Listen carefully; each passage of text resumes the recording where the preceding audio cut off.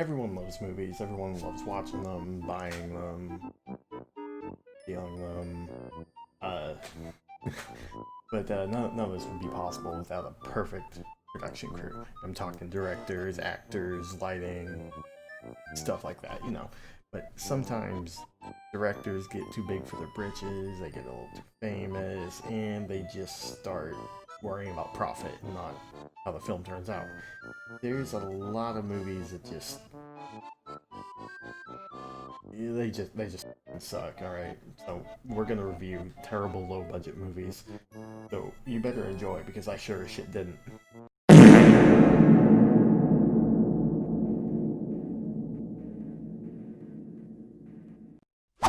The movie I decided to watch today was called Hand of Manos.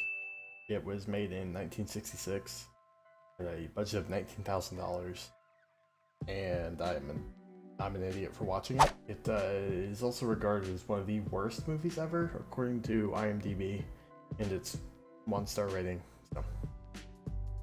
Now, already at the start, we can tell how far microphone technology has come since 1966 because the voices of the people are detrimental to one's eardrums and health, and it's bad. It's real bad. Now, the music isn't terrible. They could have used a better selection of the like 3 tracks of jazz that they had, but it all sounded like something you'd hear in a Hobby Lobby.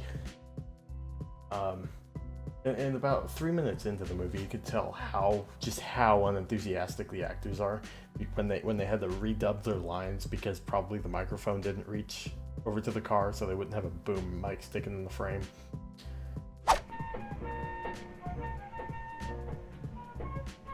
All right, mister. I see you have a taillight problem. No excuse. Running late, first vacation, kid getting tired. That's too bad. So, can't you give us a break, officer? The whole premise of the movie is this family's going on vacation, they get lost, and they end up in Texas. Ooh. Anyway, the local meth head, his name is Torgo. He's like the housekeeper to the main bad guy. He's the only character that I say did a good job in the movie because he just the entire time he just looks like he's trying not to shit his pants, which I find f***ing hilarious.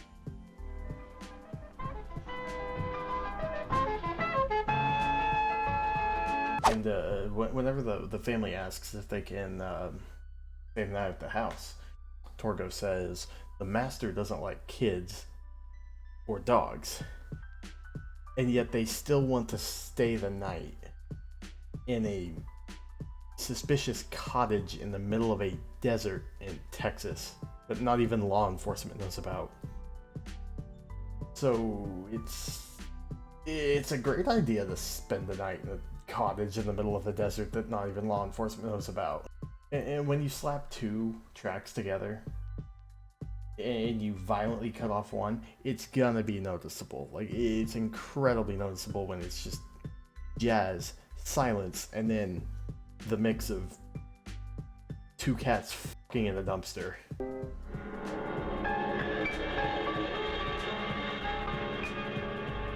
Now this movie was made in 1966, as I said before in the intro.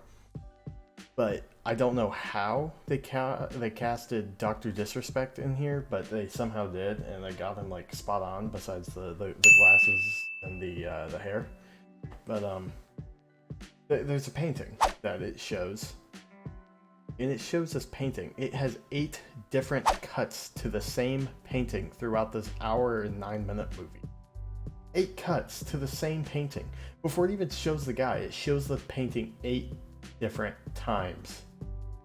They shot the main portion of the movie in one take, it seems like, and then they took the other parts that they needed and just like loosely stitched them in there.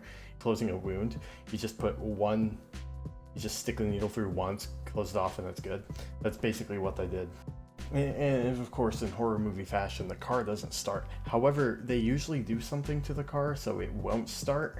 Like they remove sometimes like they'll remove the battery so it makes a clicking noise whenever you try to turn it over.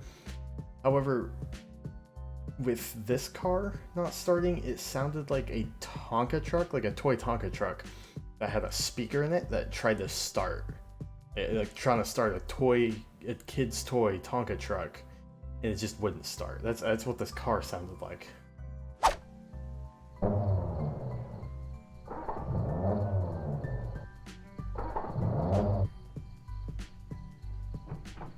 The convenient timing of some of these characters is just absolutely astounding, because the kid, the little girl, runs behind a door as they're like, "Oh, don't worry, we'll explain to her that the dog isn't dead." She just disappears behind the door, and then they're like, Understand. I hope so, darling. I sure hope so. She's my baby. She'll understand. Say, where is she? and she returns later, like 10 seconds later, with a fucking hellhound that she just pulled out of, I don't know, the subterranean basement.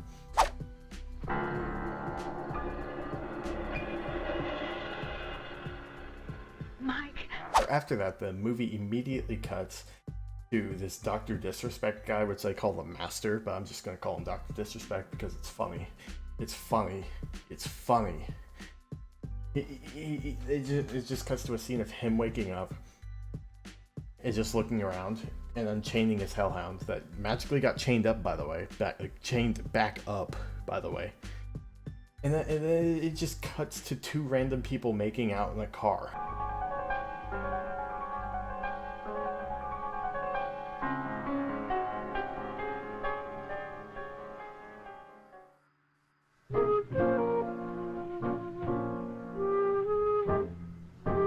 For what? Comedic relief? He lays back down, and then he stands back up again. Like, he just stands back up, and he starts casting a spell, or praying or something, and I'm guessing it's just his prayer to get him unbanned on Twitch. That's just what I'm going for. I did forget to mention, he has like 8 wives, and there's a fight scene between all the wives because they don't want to kill the kid. They're like, "Oh, we could kill the guy, but we can't kill the kid." And then someone's like, "Oh yeah, we can kill a kid." And it's just a fight scene of them like slapping each other and like tussling up their hair, and it goes on for a full minute. If you hadn't left the theater yet, now would be the time. So Torgo decides to stand up for himself, and he's like, "Hey, Dr. Disrespect, I need a wife. I want a wife," and all that.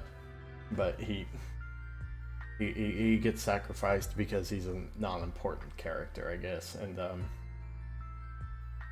so the wives throw him onto this stone slab, and they start preparing the sacrifice, which apparently is just them slapping him for 20 seconds or so. At this point, it was midnight.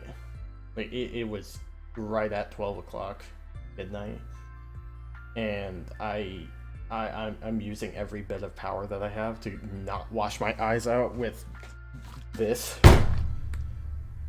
Our poor Torgo gets his hand like put into a cauldron, like a fire cauldron like thing, and it looks like somebody took two, like, it looks like somebody cut like an electrical wire, just like an electrical explosion type thing.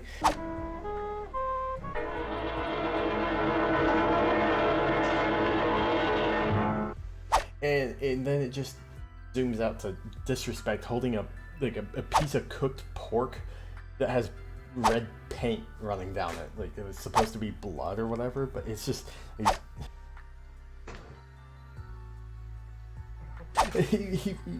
Torgo runs off into the night because it's like his hands is gone and his clothes are on fire. And then we never see him again because I'm just assuming that the actor actually burnt up and died in the desert and that they didn't have to pay him. And they're like, "Yeah, cool, yay, more production costs for our shitty takes." So the family runs off into the desert to try and escape. The wives and Mr. Disrespect are chasing after them and all that. And they come across a rattlesnake that's obviously not there in the movie because someone was gonna die, but it was just a video of a rattlesnake that had a blue tent over it, like the lightest blue I've ever seen. So it was just a blue snake and some blue sand. And he's had a gun the whole time, and he lets loose 2 shots off of it, kills it, and then he just stands over it like, huh, neat. Listen, we can lock ourselves in the kitchen. I have my gun.